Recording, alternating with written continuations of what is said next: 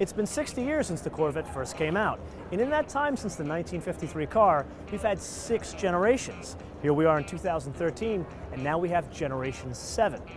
To make things somewhat confusing, it's a 2014 model year car, and yes, it's an entirely new skin, but underneath is where the big changes are. Let's go take a look. Would you believe me if I told you the new 2014 Corvette has a 4-cylinder engine? Actually, you should. It's got an LT1 V8 with approximately 450 horsepower and 450 pound-feet of torque. But there are 3 new things with this engine.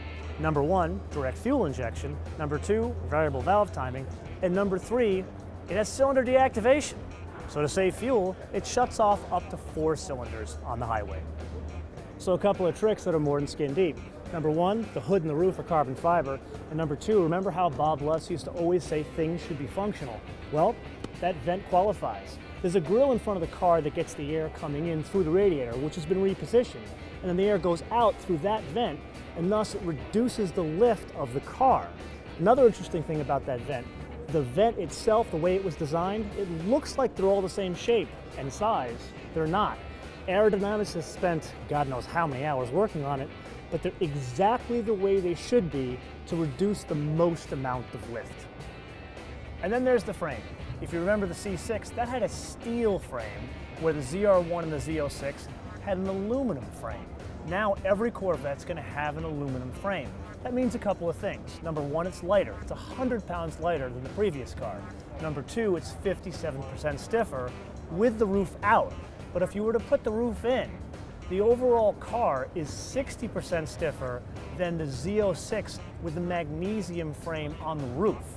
So a couple of things. If I were reading the tea leaves, I would say that the ZR1 and the Z06 could be open-top cars.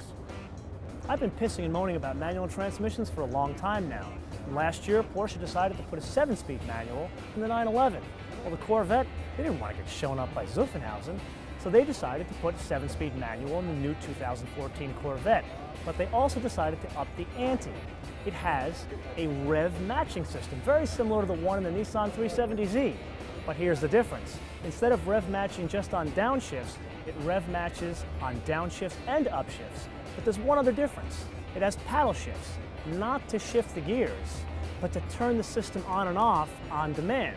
So let's say you want the rev matching on, say, downshift from 3 to 2, but not on 4 to 5, you can make the change as you're driving. So every Corvette in my lifetime has had a glass rear hatch. This one's different in that it has a full daylight opening. That's not for style, that's for function. If you've ever seen a C6R race car, it has vents just like this C7 on either side. This one cools the differential, the one on the right cools the transmission.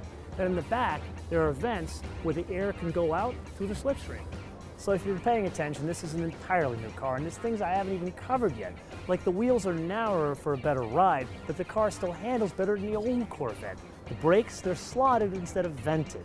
The suspension has 5 different modes. You can get 2 different seat options, all things pertaining to the way the car drives.